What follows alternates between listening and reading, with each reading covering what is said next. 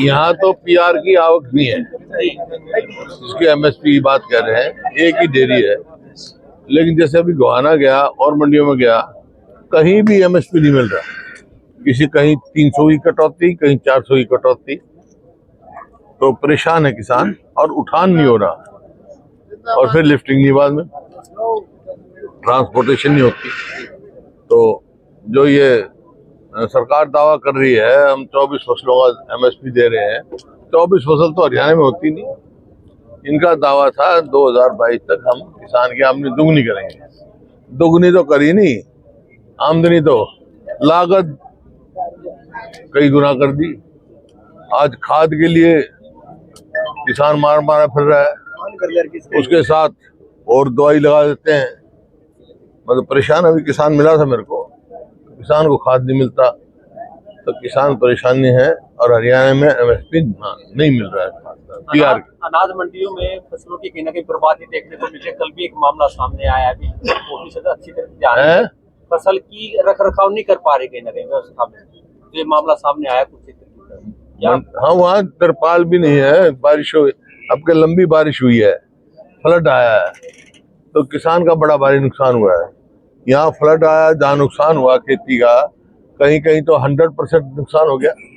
कई जगह तो मतलब अगली फसल भी नहीं बो पाएगा किसान। लेकिन सरकार कोई मुआवजा नहीं दे रही, ना काफी मुआवजा दे रही है, ना के बराबर दे रही है। कहीं 100% नुकसान है, उसमें ज्यादा से ज्यादा 15,000 की बात कह रहे हैं। 50-60 हजार का तो ठेका ही है, और वो अगली फसल से भी वंचित हो गया बेचारा किसान। किसान को बड़ा भारी परेशानी है। खाद नहीं मिल रहा, अगले गेहूं की फसल बुझाई शुरू होने वाली है, उनके पास खाद नहीं है। खादों के लिए लंबी लाइन लगी हुई है, और मतलब उसमें मिलता नहीं, और उसके साथ भी दवाई लगा देते हैं जो वो लेगा, और एक किस्म से ब्लैकमेलिंग हो रही है। जैसे किसान परेशान हुए, किसान नेता भी परेशान दिखाई दे रहे हैं। कुरुक्षेत्र में कल गुरनाम सिंह चुड़ानी ने एक अधिकारी को थप्पड़ मारा। गुरनाम सिंह चुड़ानी नहीं है, चडूनी है वो। हाँ, अधिकारी को थप्पड़ मारा। नहीं, किसी को थप्पड़ मारना कोई वाजिब बात नहीं है, लेकिन अपने अधिकार के लिए लड़ना, आवाज उठाना प्रजातंत्र है, ये आना चाहिए। थोड़ा सा हरियाणा के अंदर जो माहौल बना हुआ है, अधिकारी सुसाइड कर रहे हैं, आईपीएस ने किया, एएसआई ने किया, तो क्या लगता है सरकार का फेलियर है, पूरी तरह से वो निराश हो चुकी है? और ऐसे और क्या, कानून व्यवस्था नाम की चीज तो है ही नहीं है, आप खुद देख रहे हैं। इसी वास्ते दोनों सुसाइड्स का, पूरे प्रकरण का मैंने कहा है हाई कोर्ट के जज के द्वारा गहराई से जांच की जाए, ताकि सच्चाई ऊपर आ सके, दोषी बचे ना, निर्दोष को सजा हो ना। कांग्रेस गुटबाजी का कोई गुटबाजी नहीं, जैसे मनीषा जी को क्या कोई गुटबाजी नहीं है। चीफ जस्टिस ऑफ इंडिया को जब जूता फेंक के मार दिया जाता है, कैसे उम्मीद करे कोई आम आदमी कितना सुरक्षित होगा? हाँ, सही बात है।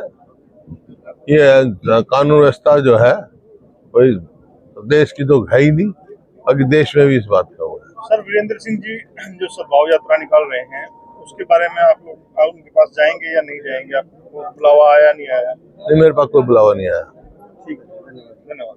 हरियाणा में सर जो जंगल राज हो रहा है, जींद में लगभग 30 मर्डर हो चुके हैं अभी 3-4। मैं तो कह रहा हूँ कानून व्यवस्था नाम की चीज कोई नहीं रही। ऐसा प्रतीत होता है कि हरियाणा सरकार ही नहीं है, और ये मैं नहीं कह रहा हूँ, होम मिनिस्ट्री की रिपोर्ट कह रही है, केंद्र के होम मिनिस्ट्री की, कि हरियाणा प्रदेश पूरे देश में सबसे ज्यादा असुरक्षित प्रदेश है। हर आदमी आपको असुरक्षित मान रहा है, कोई अपने आप सुरक्षित नहीं मान रहा। बेरोजगारी में नंबर 1 हो चुके हैं सर, तो इसके बारे में क्या कहेंगे? युवा भटक रहे हैं, नौकरी नहीं है ही नहीं। ऐसी परिस्थिति हो गई, स्कूल में जाओ तो मास्टर नहीं, अस्पताल में जाओ तो डॉक्टर नहीं, दफ्तर में जाओ तो कर्मचारी नहीं। क्योंकि यूनिवर्सिटी में देखो आप, यूनिवर्सिटी में 50% सैंक्शन पोस्ट खा दिए, शिक्षा का बिल्कुल भट्ठा बैठा दिया। स्कूल में अभी हिसार का मैं पढ़ रहा था, पता नहीं कितने मास्टर, एक और हजारों विद्यार्थी। अखबार में ही था, अखबार की खबर बताता हूँ मैं। आज मुख्यमंत्री नायब सैनी का बयान आया है कि वो आने वाले समय में 2 लाख युवाओं को रोजगार देंगे। क्या लगता है वो ऐसा है? सबसे पहले जो चुनाव के दौरान इन्होंने कहा था HKRM में जितने लगे हुए हैं 1 लाख कुछ हजार, उनको पक्का करें। उनको पक्का कर ले पहले, वो तो पक्का कर ले। 11 साल में नहीं मिली नौकरियां, सिर्फ इवेंट मैनेजमेंट की सरकार है, एक भी जनहित का फैसला नहीं किया है सरकार। आज लाडली योजना को जिस तरह उन्होंने वोट दिया लाडली योजना बताकर, आज वो कहीं तरह पे दिखाई नहीं दे रही, इस पे क्या कुछ नहीं? देखिए 85 लाख महिलाएं इनका वायदा था, सारे महिलाओं को देंगे, फिर कहा दिया इतनी को देंगे, फिर कहा दिया ये क्राइटेरिया फिक्स कर देंगे, मतलब उनके साथ मजाक किया जा रहा है। हुड्डा साहब, प्रदेश की जनता कह रही है हुड्डा साहब अगर यात्रा निकाले हैं तो निश्चित तौर पर कांग्रेस मजबूत हो सकती है। अरे यात्रा भी क्यों नहीं निकाले, पहले भी निकाली थी, समय पे निकाल देंगे। हुड्डा साहब 2030 में कॉमनवेल्थ गेम गुजरात कर रहा है, 2030 में कॉमनवेल्थ गेम गुजरात में किए जाएंगे, तो किस प्रकार देखते हैं? हरियाणा खेलों में अव्वल स्थान पर दिखाई देता है। होना चाहिए, 2010 में भी तो थे यहाँ, 2010 में जब कॉमनवेल्थ हुए हिंदुस्तान को 38 गोल्ड मेडल मिले, उसमें से 24-25 अकेले हरियाणा के थे। काफी नेता कहते हैं कि हरियाणा, वो हमारी खेल नीति जो है उसका था। हरियाणा का बजट सबसे कम होता है, जो गुजरात का बजट सबसे ज्यादा होता है। मेडल सारे हरियाणा लेके, हरियाणा सबसे ज्यादा मेडल लेके आता है, चाहे कॉमनवेल्थ हो, ओलंपिक में। इन्हें खेल नीति बदल दी हुई जो हमारी थी, लेकिन बजट सबसे कम हरियाणा का।